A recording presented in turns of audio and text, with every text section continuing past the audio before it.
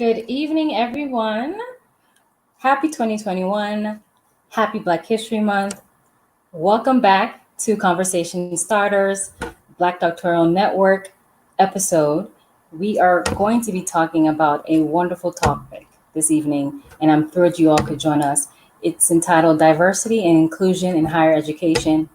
I want to go ahead and jump right in. We have some expert panelists that will be joining us this evening to share their insight into this topic and how it affects the academic setting. The first panelist joining us this evening is Dr. Lorenzo Boyd, who currently is the Vice President for Diversity and Inclusion at the University of New Haven.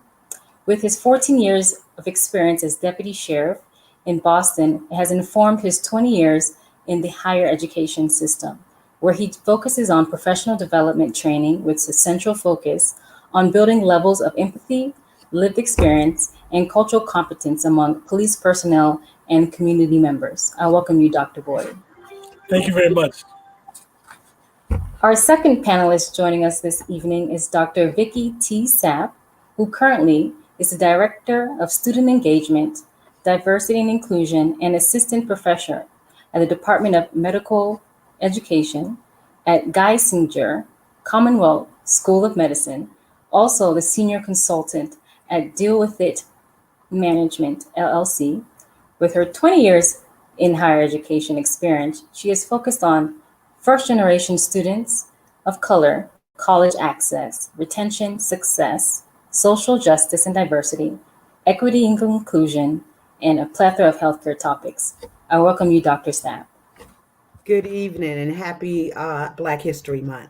Glad to be here. Wonderful.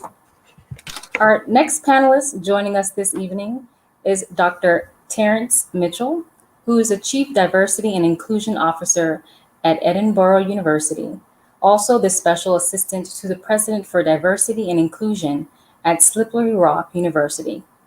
With 30 years in higher education, he's focused on a variety of areas with regard to diversity affairs, student activities, leadership programs, scholarship allotment, academic discipline, grant management, and campus security. I welcome you, Dr. Mitchell. Thank you so much for having me. Thank you. Next panelist joining us this evening is Dr. Devin Horton, who is currently the Graduate Diversity Officer for Science, Technology, Engineering, and Mathematics at UC Davis.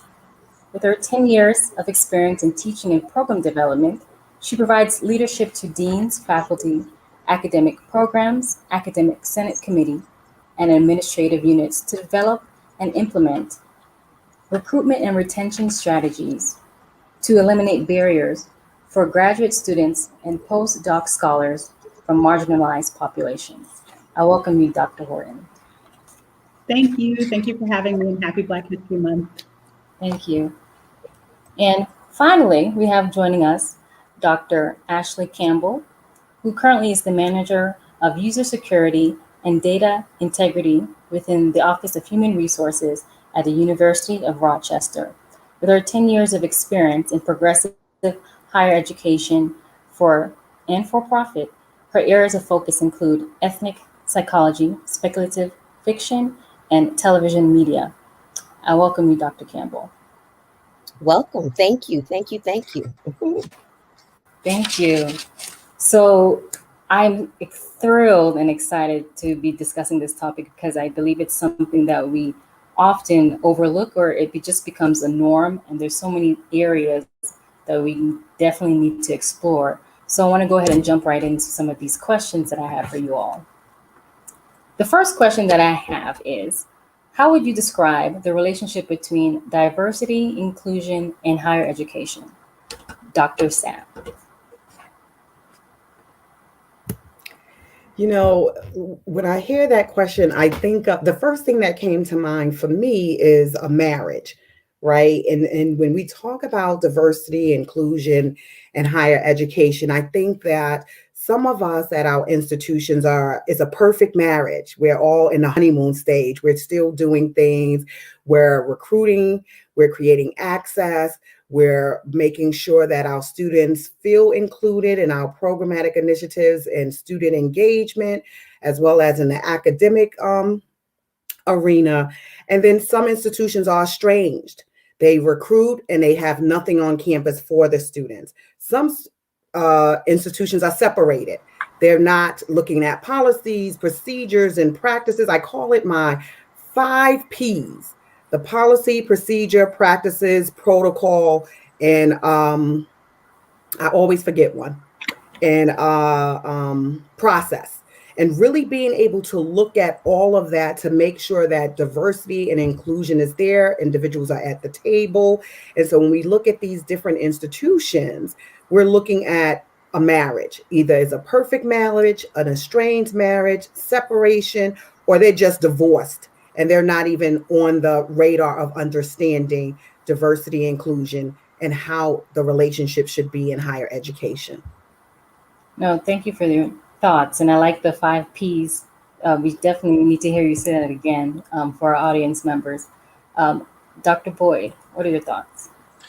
I think the relationship is a tumultuous relationship at best, because a lot of institutions say that they want diversity and they preach levels of inclusion, but a lot of them don't know what it is, because many of the people in higher ed are used to the people like them. So when faculty members are recruiting, they recruit their friends. When administrators are looking for other people, they look for people that they know. So there's still a lot of good old boy network happening. So on occasion, they will bring in a bunch of people of color and decide that we can handle the recruitment part, and they do really well with recruitment. But when people get there, there's no affinity groups, there's no mentoring, there's nothing to keep people there, which is why we see so many PhDs of color moving around from institution to institution. So although they say they want diversity and inclusion, and many of them may believe it, unfortunately, a lot of folks don't know how to achieve it. Thank you. And that just highlights the implementation process. So thank you for that. Dr. Campbell, what are your thoughts? I'm in agreement with my colleagues who've already spoken. But one of the biggest things that I've come to terms with is, there's an out of order, or as we say in an African spirituality tradition, we're out of ma'at, right? So you have individuals like us who are melanated, Black and brown, who see the words diversity, equity, and inclusion, and we automatically have certain definitions and understandings as to what that means and what we're looking for. However, mainstream culture has a very different understanding of that, right? So diversity for them in most cases is a numerical value, right? So what are our numbers, right? And that's all that the focus is on. When we get to inclusion, then it's like, well, visually, we're doing what we got to do, right? So the academic spaces actually look diverse. But then once we get to that equity piece, it's kind of like, I'm not sure what that actually means. Oh, I think we're supposed to do this or that because the Department of Labor requires us to report out on certain things. So I guess we're kind of hitting the mark when it comes to DE&I. So for me, when I think about this question, it's more so about we have to first recognize how we are interpreting what that relationship is, and understanding that mainstream culture has a very different way of how they understand what DE&I is and how it actually manifests in the higher education space. Thank you. Thank you for breaking it down like that. Dr. Horton, what are your thoughts? Sure. So, of course, I echo my colleagues' thoughts on this. I want to add to that when I think about the relationship between DEI and institutions of higher education, it often feels like an add-on, where the approach is to add on these ideas about diversity, equity, and inclusion, often with the majority of the attention being paid to diversity. To my most recent, Dr. Campbell's point, that it's much more about the numbers as opposed to equitable access and inclusive engagement, right? And I think that oftentimes when institutions think of DEI or the D as an add-on, they don't realize that unless you weave diversity, equity, and inclusion into the very fabric of your institutions, the changes that you attempt to implement are going to be temporary at best. and appear disingenuous to those populations who you claim to serve at worst. So, that's my 2 cents. What are your thoughts? Dr. Mitchell. I think you're muted. I just said I'm the oldest person in the group, so I don't know how to do the mute. So I love what everybody had to say, and so I really like that marriage thing. I'm going to use it. I'm going to claim it, but I'm going to say I got it from somebody else, from Dr. Sapp. So like a marriage to me, diversity is like you got to be in it for the long haul, you know. And every once in a while, you got to stop and renew your vows, you know. And that's something that's hard for presidents to understand. I was talking to one of our presidents today, and I said, look, so we're going to do this huge plan. It's going to go really well. And then 3 years from now, we got to do it again. And he was like, no. I said, yeah. I said, and then 3 years from then, we got to do it again. So that's one piece of it. The other piece I really connected with was ask us so you can do better. You know, instead of, Dr. Campbell, I was thinking about, I don't often get asked what I know or what work needs to be done. I get told what tasks need to happen. And diversity, equity, and inclusion is not about tasks. It's about thoughtful and intentional work that's going to impact the campus, impact your campus. The other thing I think about, because all of you taught me something just then, we're constantly learning from each other. That's the one thing that we have in common, those of us who do diverse work. We're always learning from each other. And if everybody else learned from us, we make some real progress. And in Pennsylvania, diversity to me is the task. Inclusion and equity is the actual work. So I'm not as concerned about the numbers on the campuses. I work on rural campuses. We're not going to have big numbers, but that work that we do with those young people, that work that we do with those faculty and staff, that's the important work. That's diversity, equity, and inclusion work to me. It's so interesting because what it brought up for me just listening to you, because I'm in Pennsylvania as well, is really thinking about there's going to be a number of spaces where we're not going to have the numbers. So does that mean we don't do diversity and inclusion work on those campuses? Absolutely not. We need to do that work because these individuals who are securing these degrees are going to be going out into the public and they're going to be hiring individuals. And if we don't teach these individuals how to navigate and understand that it's not only about the numbers or how many diverse students you have on your campus, every institution needs to know how to infuse diversity and inclusion, even with the coursework, and understanding that that's important to educate. Where else are they going to learn this information? If they're not doing it in K-12. So if they can get to college and they begin to start working in industries and they begin to start looking at how can they make their industries, their companies, their business more diverse, they need to be educated on that. I'm sorry, I know we're doing questions, but I want this to be a dialogue as well. And I am learning nuggets from you all as well. I love diversity as a task. The work is actually doing inclusion and a sense of belonging. Really doing that work is very important. No, thank you, Dr. Sapp. And this is what it's about, sharing ideas and thoughts and informing our audience members, because a lot of times they might not really understand exactly what diversity is. We may see it in plain form, but may not understand what it is in action. So this is why we're doing this, and I really appreciate the conversation. So the next question that I have for you all is, what are some benefits and challenges in the promotion of diversity and inclusion in academia? I want to start with Dr. Campbell. Well, for me, I see, and I'm not trying to be a Debbie Downer, but I see more of the challenges than I do see the benefits. I do think institutions are doing a great job in terms of really trying to implement strategic plans, really trying to be more methodical with their programming. But one of the biggest challenges I still come into contact with is, at the end of the day, and I believe even Dr. Horton had alluded to this, what is your framework? How are you actually building the overarching idea of what DEI is going to be for your institution? And are you going to, as Dr. Mitchell said, are we going to renew these vows every so often and be committed to the marathon, not necessarily the sprint? So that's the issue I'm having, just in not necessarily being a Debbie Downer, with understanding that there are challenges and benefits in the promotion of DEI in academia, but really recognizing that we've made some footsteps, but we still got a whole lot more work to do. Yes. No, thank you so much. And I'm coming in again. And not only the framework, right? But really the accountability and responsibility, right? Beginning to look at these job descriptions and putting it in people's performance program, beginning to have it weigh something and count for something, and people being called out and held accountable for doing the work, if they're not doing the work, why they're not doing the work, and also responsibility, not just giving it or putting it on the shoulders of the people of color, but everyone could carry this weight, right? Everyone, it's enough work for everyone.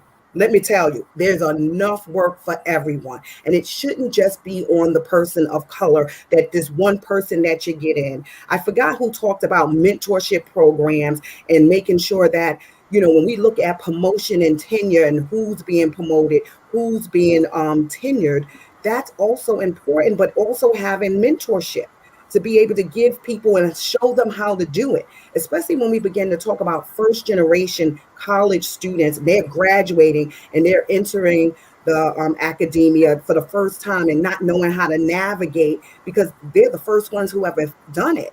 Or do we have wraparound services support, not only for the faculty and staff of color, but also the students? Right. And so really looking at that and using some of those pipeline programs that we have for the students, using that for the faculty and staff. So we don't always have to renew our vows. We don't have to forget what we have done. It's as if after 4 years, we starting again, just like the students come in for 4 years and they leave, maybe even 6 years, but they leave. Faculty rotation as well. And I'm gonna try to shut up. But this is No. good.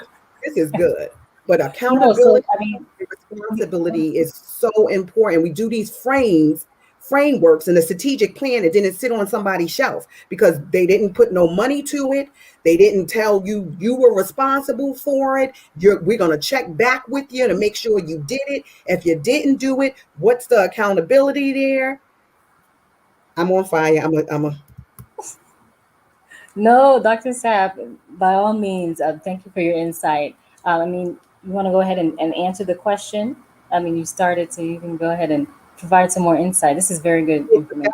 Some of the challenges are people are not being held accountable, right? And responsible for these strategic plans and frameworks. The benefit is we can write them, we can hire a consultant to get it done, but are we looking at it? Are we carrying it through? Are we putting money behind it? Are we saying you're responsible, tag, you're it, and it's not just the Black and brown people that's being tagged in, right? That everyone is responsible for diversity and inclusion because we can all have enough of this, right? So that's my response with everything else I said. I'm gonna just add into here. I know it's difficult because we all try to share the mic, so to speak. But Dr. Sapp is also my sorority sister, so we can't necessarily let that slide throughout this entire program. But in addition to that, I do have to lean into one of the things that she did say. But I'm gonna hold it and let other people say their piece, and then I'm gonna come back with a key element that she hit on. Okay, no problem. Dr. Boyd. I think we can make a business case for diversity at our universities because the more we can introduce our students to a divergent mindset, it increases level of diversity, it increases the amount of critical thinking skills, but also we need diversity in faculty and staff because our students need mentors. And many of us, I like to call us Black academics, many of the Black academics need to be there so that the young people can see the direction that they need to go in. They need to understand that this is somewhere that I can go, something that I can do. But one of the challenges is that a lot of people who are in favor of diversity, they don't know what it means. They don't know what it looks like. And they'll say, I don't say anything because I don't want to say the wrong thing. So then they stay silent. So we have to help them and walk them along and help them understand what's going on. But also we have to understand those of us that deal with major gift donors, many of our major gift donors tend to be pretty conservative and may not be yet on board with levels of diversity. And then those that have criminal justice programs or business schools or fire science schools tend to have more conservative students that may not be bought into the role of diversity, equity, and inclusion. So then we leave off that last part, the belonging. We have to build a level of belonging on campus, and that in and of itself is hard. No, thank you for your thoughts, Dr. Boyd. Dr. Horton. Yes, I was just looking at my notes. Of course, I echoed, we all know the challenges. And I am usually the Debbie Downer, but I'm going to do better today because my institution, for what it's worth, has actually been doing a really good job. So I think one of the benefits of promoting DEI is the reimagining how we view institutions of higher education, particularly those public institutions. They don't belong to me, they belong to the people. And as such, they should reflect what the people look like. And I think by promoting equity and inclusion, you bring more people into the fold, you bring more people to the table, and then there's a recalibrating our commitment to these institutions because they aren't ours. They don't belong to the faculty, they don't belong to the chancellors, they don't belong to the Republicans or the Democrats, they belong to the people who fund them. And so I think it's very empowering to promote it so that people understand they own it, just like we own the government, and these institutions should reflect the values of everyone in our community. The challenges are what they are. I could go on and on and on, but we all know that's why we're here having this conversation. My colleagues have articulated it very well. So I will end on the positive note because I rarely do. So there you go. Thank you, Dr. Horton. Dr. Mitchell. So I come from a student affairs background, so I tend to lean positive. But that's what they paid me to do when I got into the field early, and it distracts people. So I'm gonna talk about the benefit for me. This is wondrous, joyful work. You know, I love this work. You know, it's the work I was built for. It's the work I was trained for when I was very young. I used to do the Black Peer Counseling Center when I was young, wild, and Greek, and I did a good job then. I'm not young or wild anymore, but I'm still a little Greek. You know, but it's work that feeds my soul. You know, I had a small task yesterday where I just got the Kappas back on our campus. We're gonna have 2. We balling because we had no Kappas. You know. Now, I'm an alpha, but still, I want Kappas and Sigmas, Iotas, the AKAs, Deltas, Gamma Rho. And if I missed anybody, I want you too. You know, I want everybody. You know, I want the students to have the experiences that I remember from my youth, and so it's joyous work for me. And I'm deeply immersed in the literature, deeply immersed in the theory, but that's what drives me is making sure that they have that experience. And we all know that we change lives, and we don't have to question it. We change lives, and we also shift culture. So that's the benefit of doing this work. That's why I'm still in it. I've been in it for 30 years. I've drifted off into other fields, but I've come back to this work. My biggest challenge is it's hard work, and I'm tired. You know, I'm tired, and I'm tired every day. You know, I have weeks where I can't sleep because of the decisions we have made, or because of the callous things people say around issues of diversity, equity, and inclusion. I'm tired. I try not to be mad all the time, but I had a mad day today. I'm so agree with y'all. I needed this. You know, I had a really mad day today because people on both sides of the fence, those people of color and stakeholders not from marginalized communities, sometimes be quiet. Be quiet. Let's move forward. Let's get some work done. Mm-hmm. Sometimes on the other end of the fence, those people who don't get it, sometimes I'm a little bit more patient with them. They don't get it. So I'm not worried about them. You know, it's those of us who are stakeholders that are really important. I think that one thing that's a challenge for those of us, those stakeholders that we have, those people we're trying to inspire, they get distracted by shenanigans and people putting it our way. And that's all it is. It's shenanigans. People have been putting blocks and interfering with the work for years, and we have been successful through all that. You know, so that's all there are. We had a 4-year shenanigan. I didn't know we were gonna make it, but we made it. You know, so we're gonna continue to do well with this work. So for me, the biggest challenge isn't the way institutions are. The biggest challenge sometimes is us keeping our motivation and keeping our eyes and keeping our focus. We're gonna get this done. And I don't care what you say. You said no today, well, then tomorrow you're going to have to talk to me again. And the next day and the next day and the next day. We're going to continue to make progress. But that's me. I like all of you, I have months sometimes where I'm like, why be positive? But I know that people are watching. And for those young people and those faculty and staff who are watching, sometimes I have to be that positive person in that room. No, thank you, Dr. Mitchell. And thank you, everyone, for your thoughts with regard to this question. This is why I chose this topic, because I needed it to be discussed so people can really understand what the end goal is to continue making progress. That's what I've gathered from each one of you all's statements. Dr. Campbell, did you want to add your statement, or are you going to? I'll hold it. I feel like it's gonna come back later. Okay. I'm gonna hold it for now. No problem. Oh, well, so let's move on to the next question. What role do you see academic leaders play in the implementation of effective diversity and inclusion practices? Dr. Boyd. Well, we have a leadership role. First of all, we have to show the people who don't know what to do what they're supposed to be doing. We have to show them big picture. We have to have a vision. We have to have a mission. We have to have a 1, 3, and 5-year plan. And then once we get to it, we've got to redo it all over again. Because the line of demarcation with race and ethnicity changes all the time. Because the work we were doing prior to May 25th, prior to the George Floyd murder, was very different than the work that we're doing now, and with the protests and everything else. So the leaders have to lead. We have to have vision. The old folks will have vision, and the young people will have dreams. Thank you. Dr. Horton, what are your thoughts? So I think when I think about the role of academics, I think specifically about policy, and you can't really implement significant changes in policies unless you have academic folks on board, unless you have people in academic roles, because for those of you who may not, who are out there, who may not be familiar with the organizational structure of institutions of higher education, the academic senate runs the show. And so you can't do this work without having academic folks in place, people who are versed in the literature, people who are versed in the experiences of the students. So you have your student affairs professionals, and then people who just are versed in their own personal experiences and bring that to the forefront of the conversation. I just don't think you can push this forward without that. And so I think the role is vital, it is necessary, and it is, as we would say in STEM, it is both necessary and sufficient for anything to really get done.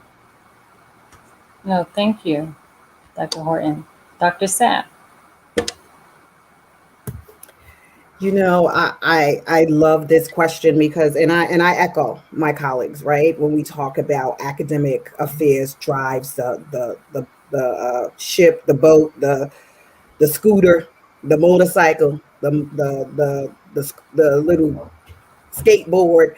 You know, when we talk about bridging that gap and being able to do both, right? I am in both, right? I have my foot in both. You know, I was in residence life, I was in leadership, I was in Greek affairs, and now I'm in academic affairs and doing all the academic and the curriculum and serving on the faculty council and serving on the Senate and understanding, serving on a promotion and tenure. Our roles as leaders is to get our foot in those doors to be able to have a seat at the table, right? If we're not at the table, we're on the menu, right? We've heard that analogy spoken a lot, right? And bridging that gap. And one of the things that I say as leaders, we have to get folks comfortable with the uncomfortable. It's going to be a little bit uncomfortable, but after May, I say the world is watching. If you can't find your voice and do what you have to do at this point, you're going to miss your opportunity. I love it. The old people have the vision. The young folks have the dreams. And I tell you, our millennials tore it up. They tore the place down. If you have what Mary Frances Winters talks about, sublime ignorance. Well, guess what? You're woke now. You're woke now. They tore this place up and now they are paying attention. And if we don't do what we need to do on our campuses at this point, it's happening generation after generation, right? So this is the time. The world is watching. Stake your claim, right? Don't hold back. Have courage. We are the leaders on this campus. They're coming to us and asking us. Tell them, because I'm not holding nothing back. Be comfortable with the uncomfortable. And I'm telling them everything. I'm singing like a canary. We need to do this and we need to do it now. It's been too long. No, thank you, Dr. Sapp. Dr. Mitchell. I knew you were going to make me go after her. Okay. Dr. Sapp, we people. I don't know where we connected before, but in some other life we people. So I think that my approach to this work is through campus leadership. So when I come to a campus, the first people I meet for the first 2 weeks, all I'm trying to meet are the deans, chairs, and the president's cabinet. And amongst the president's cabinet, one of the most important people for me is the provost, because for me, it's not. I don't want to know whether or not the provost is committed. I want to get a sense for what I think that provost is going to do. I might learn about commitment later on, but I want to know right early on what the provost is going to do, because you can't make changes in curriculum, you can't make changes in faculty hiring. You can't make substantive change without the provost being on board. And the academic end of the house is going to follow, in my experience, because everybody's experience is different. And in my experience, the academic end of the college is going to follow the provost. The other people on the cabinet are going to follow the provost, and the president is going to pay attention to the provost. So for me, I like to work with the leadership. I attend faculty senate meetings. I don't care what my role is there. Sometimes I just attend. I'm just in the gallery, because I want to know what they're talking about. I want to know what's important to them. I want to know how to reach them. Right. My newest thing that I'm trying to do in higher ed, I really believe that for us to make progress, I love a diversity plan. But I've been to some campuses where they have each college also making diversity plans, and then each department making diversity plans, and that's the trend for the future. It makes sense to me. The smallest department in student affairs, the physical plant, needs to have a diversity plan. Everybody needs to have a diversity plan, and they need to follow it. And then they need people like us on the campuses to help people by giving them the resources and support. But that direction needs to come from the president and the provost and the rest of the cabinet. So all of it connects. But to me, like I said, you got to get the provost, because if you can't affect change in the classroom, you're not going to be successful in any of the other. So it has to come from that area. Thank you, Dr. Mitchell. Dr. Campbell. I'm in total agreement, Dr. Mitchell, that you do look to the leadership structure, in particular the provost and the president, the cabinet. In my former role, I sat in a central administration seat. I still do, being a part of the Office of Human Resources. But my role was mostly to be responsible for diversity programming for the entire institution. And what I observed mostly is that a lot of it is driven by what those conversations, whatever those conversations are, that the cabinet is having, specifically what the provost is thinking, as you alluded to, as well as some other key players. But one of the pieces that I want to touch on is what it does to us, right? So part of this work really does pull a lot on us, our faces, regardless of where we sit in the matrix of things in higher ed. Oftentimes we become, as Dr. Sapp alluded to earlier, all of the weight is on our shoulders, because we have the visual representation of being that person that's going to be the reminder for any DEI initiative that's actually going on. And so for me, what I always come back to is, well, what about us? How are we actually making sure that we're staying connected to what these DEI efforts are? Are we selling ourselves short? And I'm saying we, the collective, we, Black people, when it comes to, are we going to be a part of the actual movement forward, or are we just trying to pacify or appease whatever the language or the rhetoric that's put out there? We actually have to be committed to that work. And what does that mean for us? What's at stake when we decide to actually commit ourselves to DE&I efforts, right? So that is always a big piece for me. And I've seen too many of our leaders who sit in very key positions and they forget. You can actually experience them forgetting, honey, you still Black, honey, you still brown. So you cannot forget that you're not necessarily the exception to whatever is going on, right? You are still a part of mainstream society. There's still all these societal norms that are coming at us. And you have to realize that there's a lot of complexity associated with you serving in that particular position, and how you navigate it. It means a lot, especially when you have other Black and brown people looking at you to make sure, are they still down? Can I still trust them in the process of actually moving DE&I forward? So. Wonderful. Can I just chime in to say real quickly that, to Dr. Campbell's point, I think that's also why it's important that people who do this work also maintain community connections. make sure that you're engaging the community. Go volunteer, like get your hands dirty, volunteer, because otherwise it's very easy to live in this ivory tower.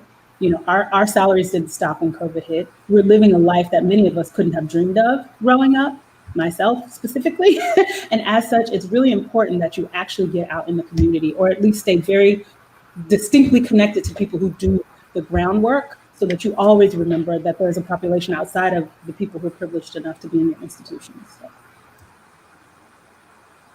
No, thank you. I really appreciate this dialogue, and I hope our audience members seem to be agreeing with a lot of what you all are saying and providing some comments here on our live stream. But this just goes to show that this topic is very important, and a lot of people may be scared to talk about it, and this is why we have these dialogues.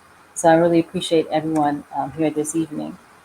So, and I also wanted to add, and I know it's always me, like she always got to add something, but I'm Black, and that's what we do. This is church at this point. But really mental health too, and making sure that we take care of our mental health and fill our cup, and how we step away to make sure that we're okay, to be able to come back and go right back in it. Brother Dr. Mitchell said today was not a good day for him. Well, brother, I'm glad you're here. I'm glad you made it. And I'm hoping that this is filling your cup to a point where you know that we are in this together. You have my contact information. If you want to contact me, just talk and figure out some strategies, we can do that. But we also have to remember that too, right? Dr. Hoyt, your information about just being here. We didn't lose our paychecks. We're still working, and so many people have. I'm a first generation 3 times over, undergrad, grad, and my doctorate. You know what I mean? And so really understanding that, like Dr. Campbell said, when we're sitting at these tables and we're high up in our towers, not to forget the others, right? But also taking care of ourselves, our mental health and well-being. How do we turn it off so that we can get it back up again, so that we can do what we need to do and do the work for these students? And really understanding those 5 Ps. You asked me to go back to them. I'm going to do it right now.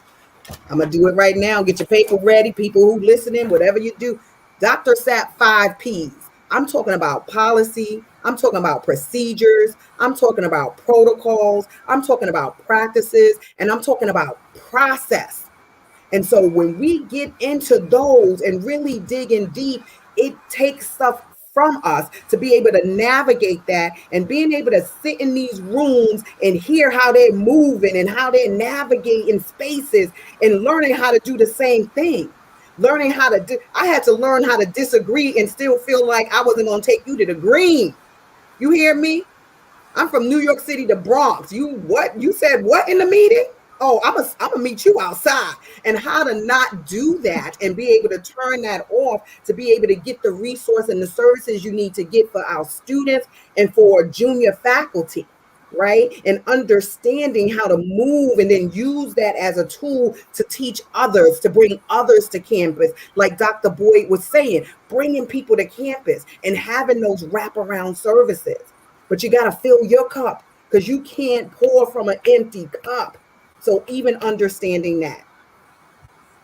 No, thank you. And I hope the audience members feeling this energy this evening. Wait, I'm sorry. She said she's going to take somebody out. That's good. Thank you. My cup is very full. Thank you so much. Keep it up. Thank you. No, this is a great conversation. And then realizing that street smarts that you come with, they don't know what to do with me.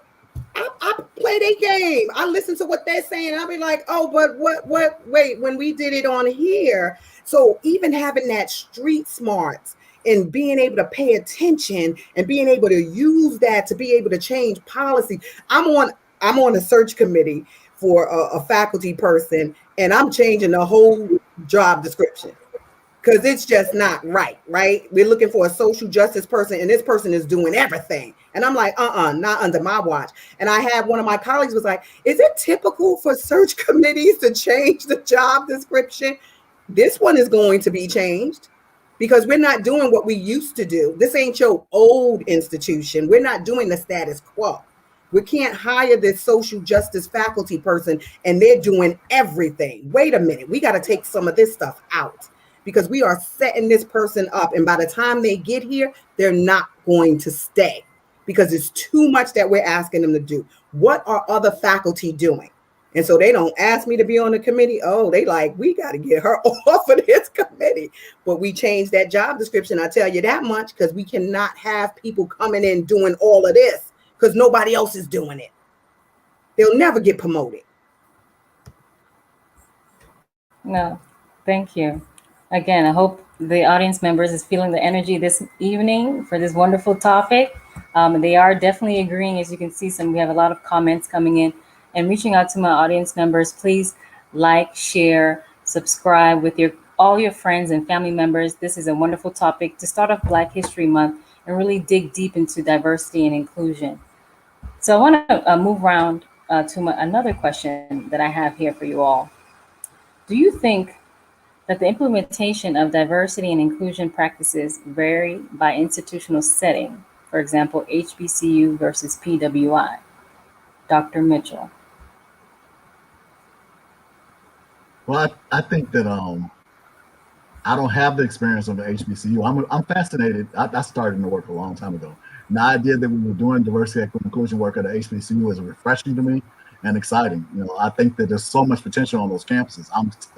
So people know. And if you want to bring me to your campus, I'll come because I'll change jobs every couple of years. So I'm really excited about that work. I think that my experience has been in different kind of PWIs, and I'll talk about that. I've worked in liberal arts colleges, what people consider classic, small rural liberal arts colleges that cost a lot of money. And I've worked at state colleges where tuition is like $6,000, and I can tell you there's a huge difference between the work there. And what I've seen so far is at a liberal arts college, sometimes you can get things done quicker. It's a smaller college. There's money there. You can get things done quicker, but sometimes this change doesn't last because administrators especially move through liberal arts colleges. At the larger PWI, sometimes the traditions and the resistance to DEI efforts are so ingrained, and people have worked there for 30 years. Administrators have worked there for 30 years. The idea is even though they're right, they're not fresh and they're not on point. One of the things I've enjoyed so much about these past 10 years of diversity work is that I have peers who are chief diversity officers who are 25, 26, 27, fresh out of their doctoral programs. I love being in rooms with them. I love getting the ideas that they have, having that fresh spirit around things. Some of them tell me, they say, it's kind of creepy that you're hanging out with us because you're so old. I'm like, yeah, but it's just gonna have to be creepy because I need to learn from you. I need to learn from you. I say, if you're wise, you'll learn from me too, because I have some old skills I can bring to the table. But I think that the major difference between the campuses is that we really need to pay attention and tailor our work to that campus rather than taking like a real generic approach. I had a friend who went to work at a HBCU, and she's wonderful. She has a wonderful skill set. But she went to the HBCU trying to do the work she was doing at a PWI. It's different work. It's different people, and the way they appreciate the work and view the work is very different. So just being really cognizant of your environment and tailoring to the campus where you are, I think is the most important thing you have to do to reflect those differences. No, thank you. Dr. Horton. Yes, so this is actually one of my favorite questions. I used to be faculty at an HBCU for 5 years. I'm also a graduate of an HBCU, but I went to a PWI, a giant research institution for graduate school, well, for my PhD, and now the last two places I've worked in ginormous PWIs, R1, research one institutions. I think that what happens at predominantly undergraduate institutions that serve minority populations, so Hispanic serving institutions, tribal colleges and universities, HBCUs, they've pretty much got DEI on lock because there's no choice, right? There's no choice. People of color, oppressed people from marginalized communities don't get the option to not know how to do DEI work properly. We don't get to bring white students into our midst and treat them the way that we are treated when we're brought into their midst.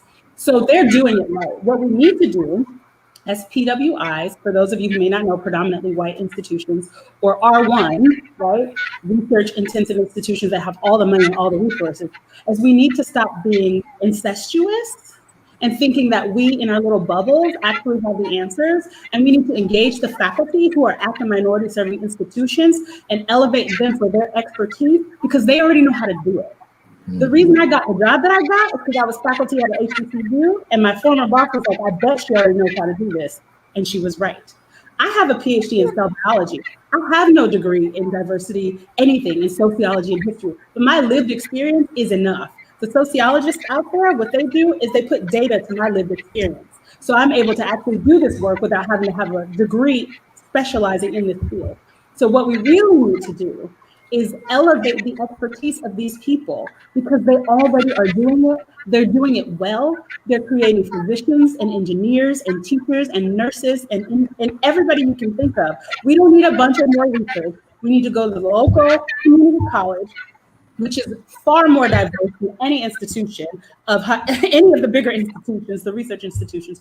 Go to your tribal colleges, go to your HBCUs, go to your Hispanic studies institutions, gather up those people who have PhDs just like you do and tell them, we need you, we need your help. Can you train us? Can you tell us what you do? And we should be learning from them. And that's just, it is what it is in a nutshell. I'm very passionate about that as a person who used to be faculty at an HBCU. And that's all I have to say about that. That is excellent. I'm sorry. Thank you, Dr. Dr. Campbell.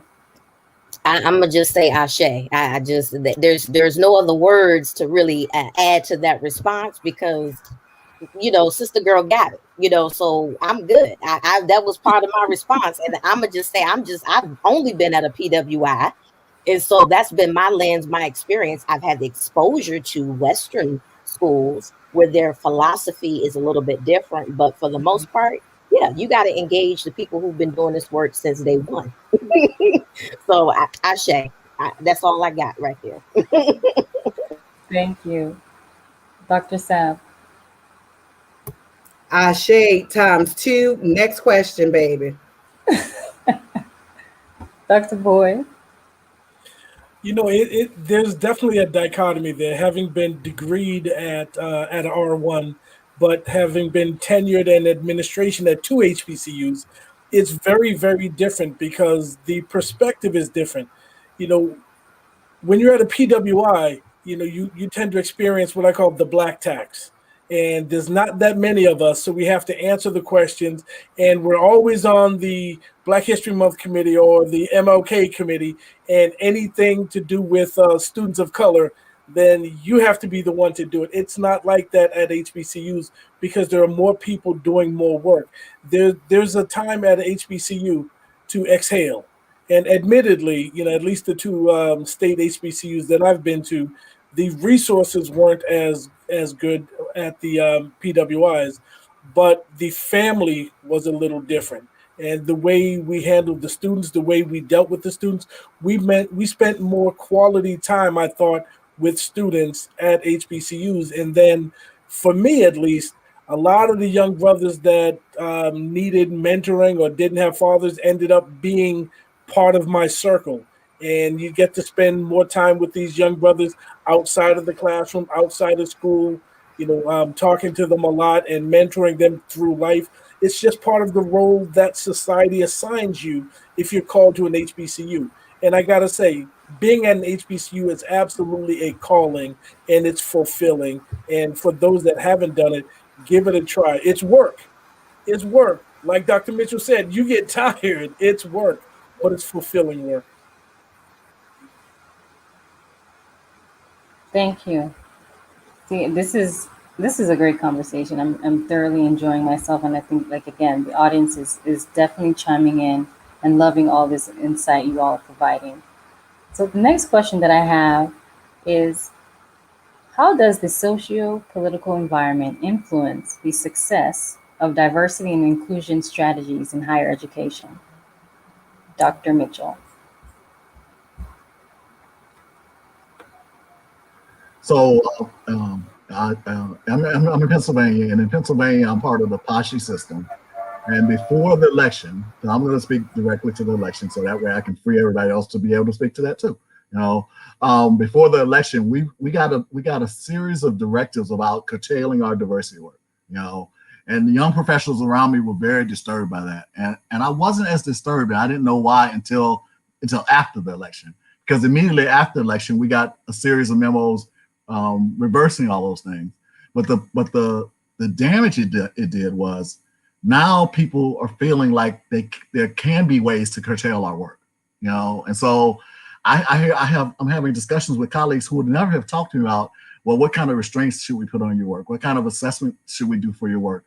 How are you going to prove that your work is valuable? And we've always had to respond to, you know, showing value in our work, but people now are acting like we have to justify our work in new ways. And so those last 4 years were very damaging to our work. And so the socioeconomic environment has hurt us a lot. And then for us with boots on the ground, you know, and diversity officers don't have the luxury of not dealing with all the real problems that our students and our faculty and staff deal with. So, you know, I can try to walk by a student who I know is food insecure, but I can't do that. I can't do that. I have to stop and take a minute. You know, I can't ignore a young mother who doesn't have a way to get to campus. You know, I can't ignore a faculty member who's sitting in her office crying because she's been demeaned in a meeting, or a young man who's been sitting in the office crying. You know, so our work is so impactful, and we have to be so strong through those times.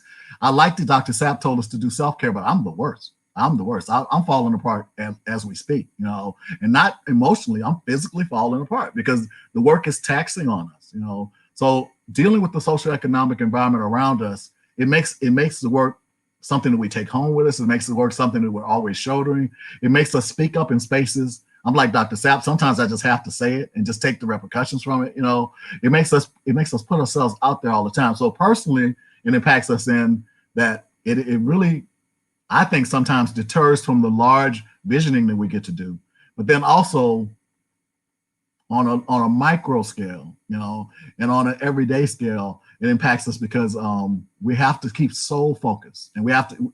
You know, my mother told me when I was young, we have to do 150%. I think diversity officers have to do 230%. You know, I think we have to go above and beyond when we're doing this work. You know, and so I don't want to just focus on our experiences, but I think sometimes our critics sometimes are our own folks. And I don't think they really think about how much we have on our shoulders. I tell people, I said, look at my shoulders. And they say, what? I do this. I said, I'm carrying the whole institution, everything about this predominantly white institution. I'm trying to carry forward. I said, and it's really, really hard. And I don't think people understand how much the external factors impact the internal work that we're trying to do on our campus. Thank you, Dr. Mitchell. Dr. Horton. So this one is a little bit, I don't have as succinct a soundbite for this one. This is not my favorite question. But I will say that, of course, it has an impact because the best way to, I think, reduce the amount of resources that we put towards this is to politicize it, which means that our ability to do our work swings depending on the political landscape. But I think there's a benefit to that in some ways. It teaches you to weather those storms, and it teaches you to know what to expect. And given how far the pendulum swung the last 4 years, I think it woke up a lot of people, which is evidenced by the voting, the sheer amount of voting. And I think the more civic engagement we have, the better, because to be perfectly honest, when you look at a ballot, the further down the ballot you go, the closer to your actual house you get. And I think more people now have an understanding of the impact of local voting.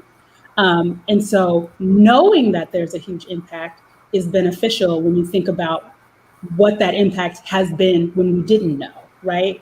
And so now that we know, people who probably weren't typically going to engage or care will now spread the gospel, so to speak. And hopefully over time, that will reverberate back and have a positive impact. Again, I'm not a half glass full kind of person. So I promise you, this isn't normally how I operate, but I can't help but be heartened by the number of people who were civically engaged. And so it does swing. I do think, like I said, having those swings teaches us how to weather storms, but the increase in civic engagement, I think, is going to be beneficial because so much of what we do is so sort of inextricably linked to the socio-political climate. No, thank you. Thank you for your insight with regard to that question. Dr. Campbell. They're definitely, well, one of the biggest things that I keep coming back to is the word success. Recognizing that, again, as I articulated earlier in our discussion, that how we understand what success looks like is definitely different for how mainstream America sees what success looks like. And so for us, the last 4 years definitely put a damper on things, right? It put us in a very awkward and interesting headspace. But I'll just say from what I observed, what my institution did, the energy was, we're going to keep going, we're going to keep moving, we're going to keep pushing. We're not going to allow all of the outside noise to really dampen the work that we are trying to do. And I recognized, I actually observed in my leaders that this whole push-pull method, that was happening. And that's definitely during the last 6 months, in 2020, of feeling like, this issue coming up, then this issue coming up, then that issue, and you're trying to keep the train moving, but every time you take one step forward, you feel like you're going like 10 steps back. But what I admired about the leadership was that there was still a willingness to keep pushing forward in the midst of things just kind of being just all over the place. So the social political environment will always impact the success of DEI work at the institution. But I think for us, and I think even what my colleagues have also shared too, is how much do we really want to focus on that? Do we want to just keep all of our energy there? Or are we going to keep our mind on the actual work itself and try to keep moving, making some headway forward? No, thank you, Dr. Campbell. Dr. Sapp. I love this question. When we look at over the past 4 years, yes, I believe that it has greatly impacted institutions. Now, whether we wanted to pay attention or not, some people went into their shells. Some institutions came out screaming because they didn't want to be, it exposed the ugly underbelly of America that all people of color knew was there. But some of our colleagues who are allies, they had a comfortable space of just staying silent. Well, that's what happened in the 4 years, exposing the ugly underbelly of what we already knew. It allowed some people to amplify their voices. And they was like, I'm not with that one. And they begin to stand up and start speaking and start doing stuff. I mean, at my institution, my colleagues came out in droves. Now, at first they didn't. And I wrote a dear colleagues letter. Yes, I did. I wrote a dear colleagues letter because since I've been at my institution, I did stuff for LGBT, right? Everybody was on board. I did stuff for first generation. Everyone is on board. When it come time for race, I knew they wasn't ready when I got there because it was only 3 Black faculty on campus, right? A Hispanic, 2. So I knew they weren't ready. So I did other stuff. And then you mean to tell me when it came time for my time, I've been there for 3 years doing this work and they've been in it with me. I got 29 people on the first generation committee. I got 14 doing LGBT stuff. We just doing it. And when it came time for this, y'all know where to be found? Oh, yes, I called them out. I wrote a dear colleague letter. The president called me. I just want to talk to you. Okay, what you want to talk about? We did a Zoom. What you want to talk about? And so he's asked me, what are your recommendations for what us to do? I had 17. I'm glad you asked. I said, I wrote a letter. He said, I know. They showed it to me. I said, good. So you know how disappointed I am. He was like, yeah, you know how disappointed I am. So when we talk about voices being amplified, and some of my colleagues is like, okay, I can't sit on the sidelines anymore. I'm going to have to speak up. I'm going to have to come out and say stuff. My colleagues, they came out in droves saying stuff. I said, great, because I need the dominant culture, Eurocentric culture, y'all going to have to do the work. I'm tired. Y'all do it. I'm gonna need y'all to do this. I can tell you where to go. I got 17 recommendations, and he adopted them, and he was doing it. Mandatory for everyone. Boy, some folks were mad. but I bet you they were there. They were there. And so really understanding that this 4 years have exposed the underbelly that we already knew was there. We knew it. We were living it. But we had sublime ignorance, like Mary Frances Winter talks about. Sublime ignorance, like everything is okay. Everything is roses. We don't even know stuff is happening. But I guess they know now. And it amplified some voices that would have been sleeping for decades. So that's what I feel. Yes, the social political environment, absolutely it influenced the diversity strategies in higher education. And if we're not paying attention, we're not going to make those recommendations that we need to make. This is the time to make those recommendations. It's been a long time to make them. And sometimes we have to repeat ourselves because we've already made them. Well, make them again, people. Make them again. They're listening now.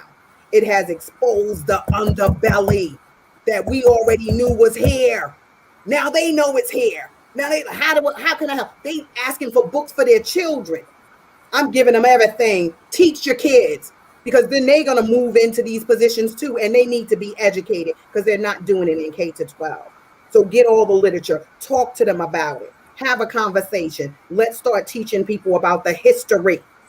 Slavery is white history too.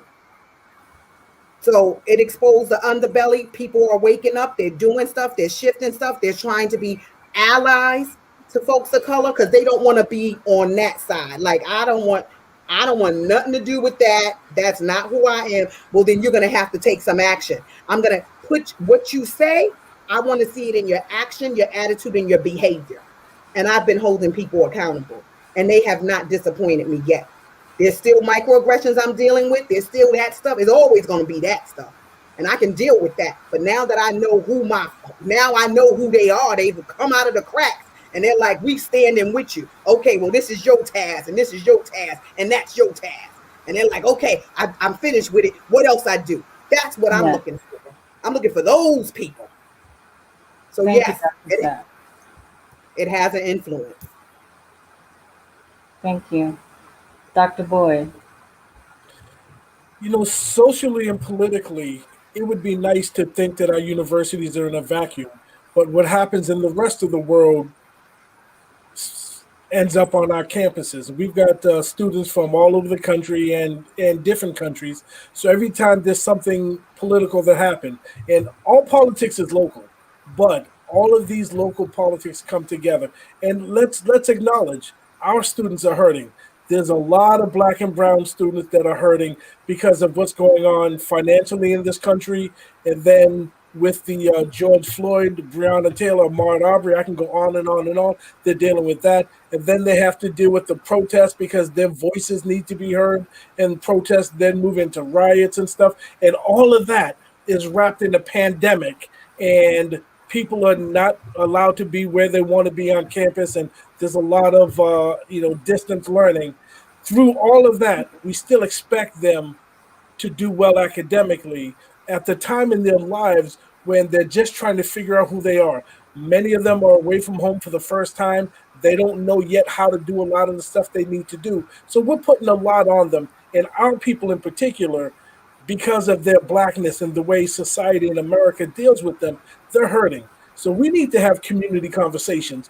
We need to bring these students together. We need to listen to them. And we need to either literally or figuratively wrap our arms around them and keep them safe to shelter them through this storm.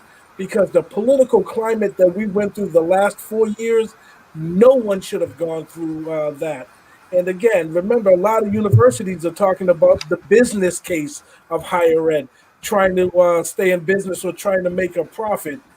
But we can't afford to do that on the backs of Black and brown kids. We need to protect our young folks, because what's happening in the world, what's happening in our nation, and what's happening in a lot of our local jurisdictions, it's affecting our students, and it's affecting sometimes the ability for them to do well academically.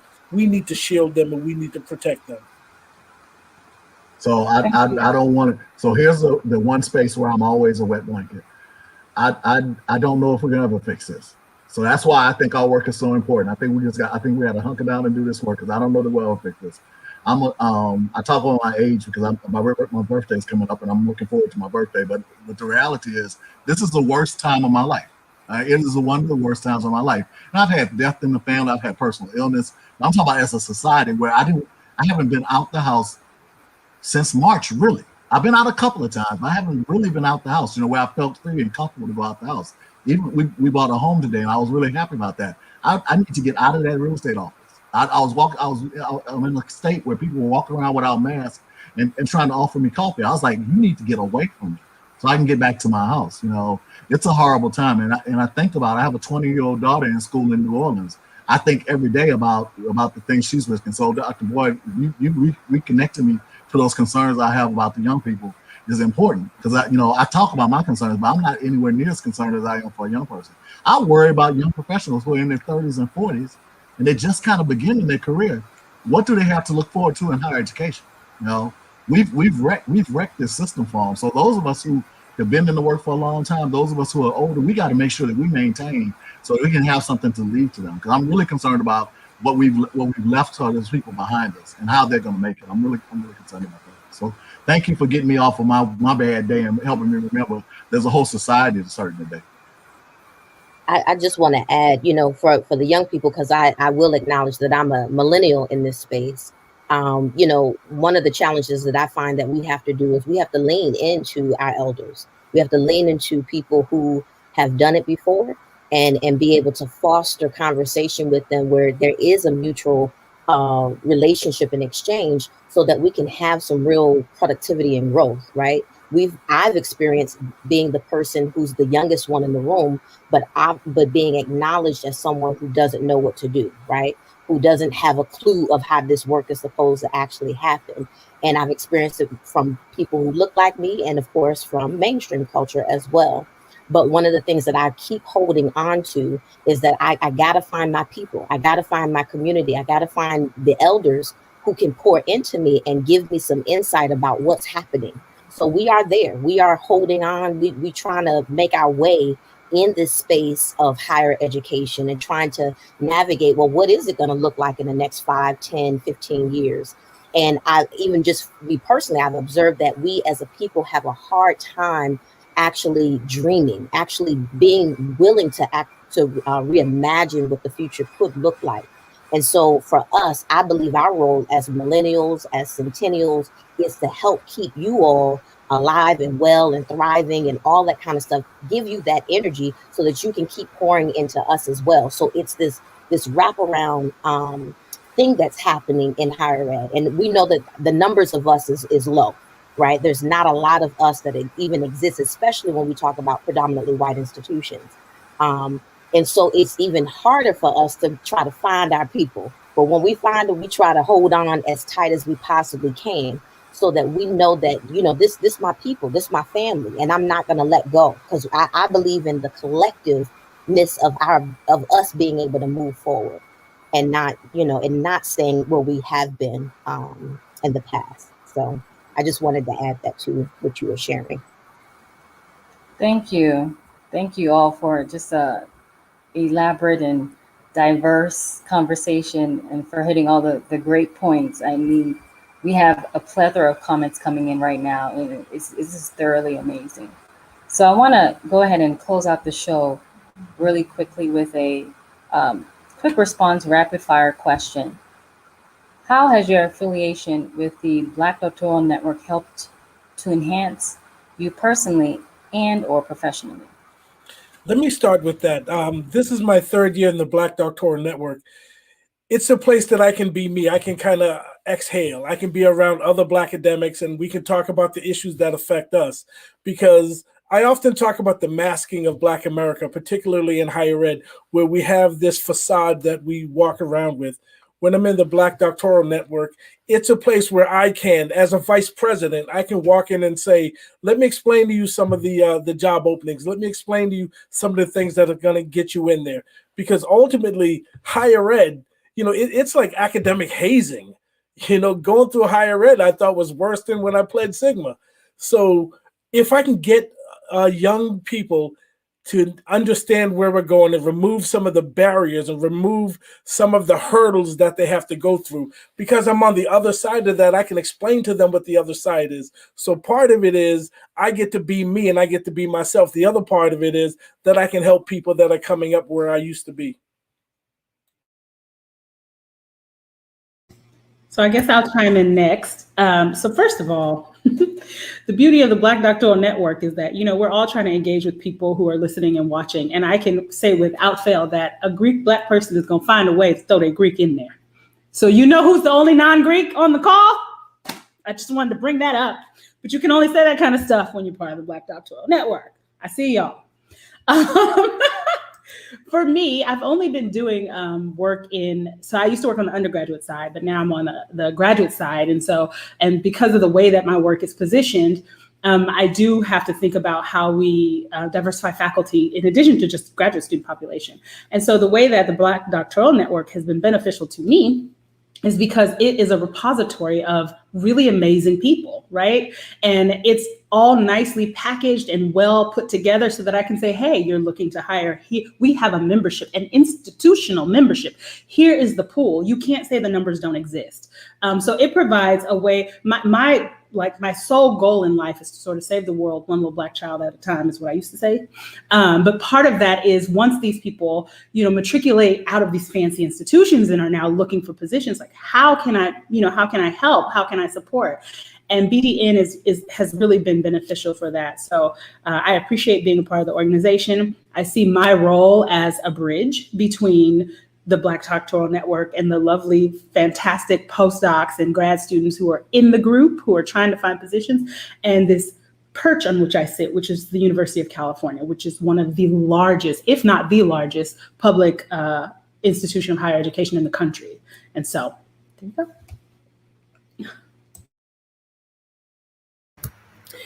I didn't get opportunity to answer the question about the HBCU and PWI. And, I've worked at 6 different PWIs. I never worked at an HBCU. But when I think of the Black Doctoral Network and my affiliation, my membership, and attending the conferences, what it has done for me is the skills, the knowledge, and the ability that I have obtained from my institutions with all the training that I've received. I've been able to sew that back, right? So meeting people, I've met people at the conferences, and because I serve on the promotion and tenure committee at my institution, I know what they're looking for. And so now I'm helping other people who are trying to get promoted at their institution, because sometimes we stay assistant professors forever. And we could be promoted to associate professor and then to a full professor, right? And understanding the importance of that, having partnerships with writing papers so that I can have my scholarship so I can go up for promotion, having opportunities to present with each other at conferences, right? National conferences, regional conferences, and working with each other. And it has been great with this virtual stuff going on. It has been great to connect with individuals in the Black Doctoral Network and partner with them on stuff so that I can get promoted, they can get promoted. We're helping each other and uplifting each other, right? To be able to do that in different disciplines. We're in different disciplines and we're writing papers together. We're presenting at conferences. We are doing it. And these are individuals that I met at the Black Doctoral Network. If I didn't go there, it's so lovely, all the Black people. I'm like, oh, my people here, my people. And I don't have to pretend. I can just, I'm my authentic self anyway. You can tell right now that I'm just who I am. But even more so, the comfort that I feel when I go there, just connecting with people. I'm going to try to go next because I get emotional when I talk about the Black Doctoral Network. I have deep, deep love for the Black Doctoral Network. I started my PhD program over a decade ago, and I was in the program for 9.5 years. I had no idea it was going to be a program that long. It had a devastating effect on me. It had a devastating effect on my family. It was a horrible process. And yes, like Dr. Boyd, I'd rather have Alpha Wood than have the doctoral process. I really would. Please beat me, because that was a better experience for me. I started tearing up thinking about answering the question. I remember my very first conference where I walked in the door and I was a brand new PhD student and an old PhD student. And I was welcomed like I was 20 years old. You know, I remember the first time I presented my research and I had been told on my campus that my research wasn't important. I wasn't a good scholar. I wasn't that smart, you know, and I didn't know I needed to be told those things, you know. So I was told all these things to make me humble. When I went to the Black Doctoral Network in my 5th year and in my 9th year, right? You know, because my chair quit right before I defended, you know. So I was at the Black Doctoral Network and they said to me, all of them, especially Miss DeAndre, I'm sorry, DeAndre, I'll mention you every time, especially Miss DeAndre, what is your head doing down? We are so proud of you. We are so proud of you. At lunch, people told me how proud they was. At the recruiting tables, people told me how proud they were of me. I saw other people who needed to be lifted up like that. I tell people if I ever hit the lottery, half of it not half, but a lot goes to the Black Doctoral Network. You know, the work you're doing is so important. And for those of you who are new to the Black Doctoral Network, don't give up on it. Don't give up on it. Follow it all around the country because when we get back face to face, put your coins together and come join us. That's the space for you. Like someone else said on the panel, I didn't go to an HBCU, so I didn't have that experience. But I had a deep fellowship with African American people, with Latino people, with Asian people, with people who were marginalized. And at the Black Doctoral Network, I went in that room and said, okay, well, they get it right. And so I'm always going to be the big supporter. I love you guys like I love my child, you know, and my child is watching. She's going to be like, really? Really? Except for I pay for everything for you. So, all right. Thank you guys for letting me talk. For me, it's family. And it's been family since day one. I remember my first conference and I said, oh, my Lord, why have I not been already doing this? Like it should have already been a part of my routine. And I used my energy, you know, the energy I felt. And I said, I'm bringing another colleague. And so I'd never forget attending the conference. And she is a dear sister friend of mine, Dr. Anika Simone Johnson. She and I was like having the time of our lives at the conference, making connections with everybody. And it has been routine. Like it's just been a part of what we do. Our conversations are so much richer because of the connections that we have with the Black Doctoral Network. And one of the biggest pieces that I think is important to really highlight is that the BDN is a net that works, right? So it's not about just giving the lip service to say, oh, we're collaborative. It's a great opportunity to have, you know, a directory of individuals, all of the, you know, the really bougiefied, and I'm just using that word. That's me. I'm gonna own that for right now. The bougiefied way of saying, oh, yes, you can go to this. Honey, it's family. It's just family. We just going, we just be ourselves. We get the love, we get the encouragement that we need, especially when we're going through our doctoral processes. And then also just really taking hold of, you know, the other opportunities that come with that, right? The job opportunities, just the kind of the listening ear for, hey girl, you can submit a paper to this publication because you're going to get, you know, there's going to be some more visibility for the work that you're really interested in. So it's family for me. That's it's just all love. And everybody there is beautiful. Everybody there is beautiful. I love going to the conference because I love that night we all dress up and just look good, and we look good like we look good. I took my wife the last time and she hadn't been before. It was in New Jersey. It wasn't the biggest conference, but we look good. We look good. We look good. And everybody's beautiful. Everybody's brilliant. And I learned from everybody there. It's a wonderful, wonderful place to be. There's nothing wrong with the BDN. Nothing wrong with the BDN.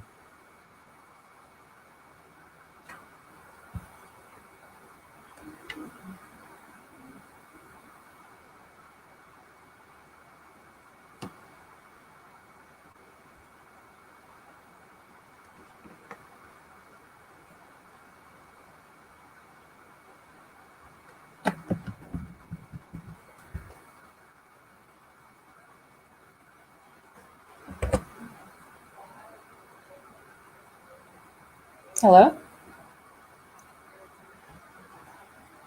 Can you all hear me? I think we had a connectivity issue on my end. But thank you all for those wonderful things you said about the Black Doctoral Network, because this is why we're here. This is why we do it. And you all are showing the audience members why this organization is what it is, because of individuals like you. And I just want to say thank you 1,000 times plus for all that you do and you continue to do. And this conversation, I mean, this is by far a wonderful start to 2021, a wonderful start to Black History Month. And you all, as African American innovators, scholars, researchers, there cannot be anything less than to say thank you and continue to say thank you in all that you do. So, but nonetheless, this concludes our episode of Diversity and Inclusion in Higher Education. I want to say a huge thank you to our panelists who have taken time out of their busy schedules. As you've heard, all the stressors and factors that they have to deal with, to take time out and educate myself as well as the audience in regards to how important diversity and inclusion is in the academic setting. So I just want to say thank you again. So before we go, I want you all just to share a bit of your contact information on how the audience can get in touch with you to reach out and have this conversation on a more elaborate scale. Dr. Mitchell. Hi, I'm working both at Slippery Rock and Edinburgh. You can contact me though mostly through my Edinburgh email, tamitchell@edinburgh.edu. And I have an Instagram site, CDIO_EdinburghU. And I also have a small nonprofit, creedonline.org. Visit them too. And if you want to, drop a couple of dollars in. Always got to put in plug for Creed. Thank you. Dr. Sapp. Hi, you can reach me at my LinkedIn, Dr. Vikki T Sapp. You can also reach me through Deal With It Management, as well as Mentor First Gen. And I believe they're putting that in. I didn't give them the Mentor First Gen, but you can look it up. I know you have the skills to be able to do that. Mentor First Gen. I see Dr. Anika Simone Johnson, my partner in that, she just put a comment up. Thank you so much. Wonderful. Dr. Horton. So I am at UC Davis, and my email should be up there. It's dlhorton@ucdavis.edu. Or I run or created an organization called Black Girl Doctorate. So if you are a woman or a femme-identified non-binary individual who's looking for some community, I encourage you to go to blackgirldoctorate.com, and from there it will take you to the Facebook page. And we would be happy to have you. We're actually having a happy hour, which is really not a happy hour because you know how Black people are. It's basically a party on Zoom tomorrow afternoon. So if you take yourself over there, click the link. It's free. You just come and hang out and decompress. Thank you. Dr. Campbell. You can reach me via LinkedIn or any of the social media platforms, including Twitter, Instagram, or Facebook. And pretty soon I'll have a new website called www.ashleynicolephd.com. Thank you. Wonderful. And Dr. Boyd. You can find me at the University of New Haven. My email is lboyd@newhaven.edu. I also have a pretty strong social media presence. So if you Google me, you'll find me. All right. Thank you. Again, thank you, panelists, for this wonderful, enlightening conversation this evening. And to our audience members, if you've enjoyed Conversation Starters and would like to keep up to date with the latest BDN developments, please be sure to check us out on blackphdnetwork.org, become a member, and follow us on Facebook at Black Doctoral Network. I'm your moderator, Fesse Longe, and we look forward to seeing you next time. Have a nice evening.